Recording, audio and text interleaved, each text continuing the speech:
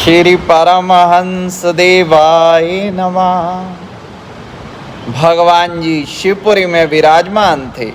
एक भक्तानी ने विनय की, प्रभु मेरे घर कृपा फरमाए। भगवान जी ने स्वीकार करते हुए फरमाया, हम 15-20 मिनट में ही आपके घर पहुंचने वाले हैं। वह जल्दी घर भागी और श्री जी के आगमन की तैयारी करने लगी। उसके कमरे के साथ वाले कमरों में सब कॉलेज के लड़के रहते थे। उसे इस प्रकार आनंद से सराबोर देखकर साथ वाले लड़के ने पूछा, बहन जी आज कोई विशेष बात है क्या? उसने कहा, हाँ, हमारे श्री गुरु महाराज जी पधारने वाले हैं। यह सुनकर अन्य लड़के भी मिलकर सजावट करने लगे। उसका घर चौबारे पे था। लड़के अपने कमरों से चादरें लेकर झटपट सीढ़ी में बिछाने लगे। भक्तानी ने चारपाई पर नई चादर बिछा दी। तभी श्री जी ने कृपा फरमाई और चारपाई पर विराजमान हो गए। लड़कों से पूछा, आप सब कहाँ से आए हो?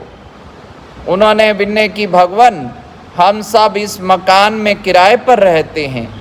श्री जी फरमाया, आप सारे ही किराएदार हो? उस भक्तानी ने कहा, हाँ जी प्रभु, मैं भी इस मकान में किराए पर ही रहती हूँ। श्री वचन हुए, यह शरीर भी किराए का मकान है।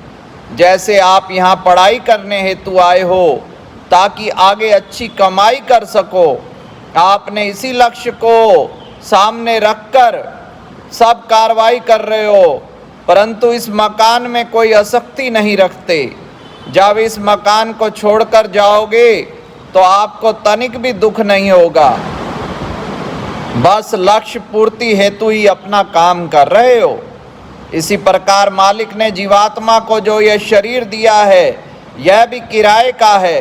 मानव जन्म का लक्ष्य क्या है? महापुरुष ही इस बात का ज्ञान देते हैं, रोशनी प्रदान करते हैं कि यह शरीर तेरा अपना नहीं है, अपितु यह किराए पर कुछ समय के लिए मकान मिला है, जिसे पाकर मालिक की बंदगी कर लेनी है, कुछ समय बाद छोड़ना होगा। तो इसमें दुनिया के परिवार धन माल में अपनी आसक्ति ना रखते हुए मालिक की भजन बंदगी में दिल लगाना है। यह जीव परमात्मा का अंश है। जन्मों से बिछुड़ी आत्मा को परमात्मा के संग मिलाना ही इसका असली लक्ष्य है। जैसे कहा भी है, ईश्वर अंश जीव अविनाशी, चेतन अमल सहज सुख राशि, सो माया वस भयो गोसाई, बंध्यो कीट मरकट की न्यायी। जीवात्मा परमात्मा का ही अंश है। यह चेतन और सुख स्वरूप है। माया के जाल में फंसकर अपने आप को भूल गया है और परमात्मा से बिछुड़कर अनेक दुख उठा रहा है।